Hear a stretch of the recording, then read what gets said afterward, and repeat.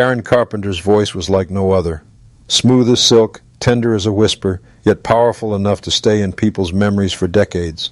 To many, she was the angel who sang songs of love, loss, and longing. But what most people didn't know was that behind the soft smile and gentle tone, Karen had a sharp eye for talent and a fearless honesty when it came to judging the work of other music icons. She never shouted her opinions. She didn't storm out of interviews or throw shade on stage. Instead, her critiques came like her voice, soft, calm, but piercing straight to the truth. And when she did speak, even the biggest names in music listened.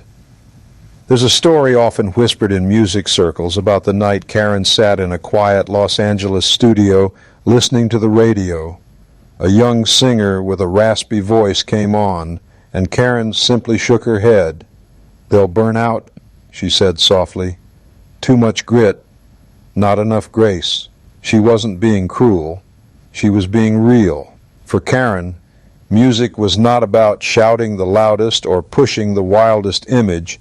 It was about balance, about melody meeting heart. Her honesty was what made her rare. In a world where many musicians smiled politely at each other while secretly competing, Karen spoke truths that others were afraid to say out loud. And strangely enough, those truths carried weight because they came from someone who never saw herself as above anyone. When she talked about Elvis Presley, she once remarked, "He had the world in his hands, but sometimes I think he let the world sing for him instead of himself." It wasn't an insult, it was a gentle reminder of how easy it is, even for legends, to lose the soul of their sound. Her words often felt like lessons wrapped in kindness. She praised Aretha Franklin for having a voice that seemed touched by God himself. She admired Paul McCartney's ability to make melodies that could make Eve and the saddest heart hum.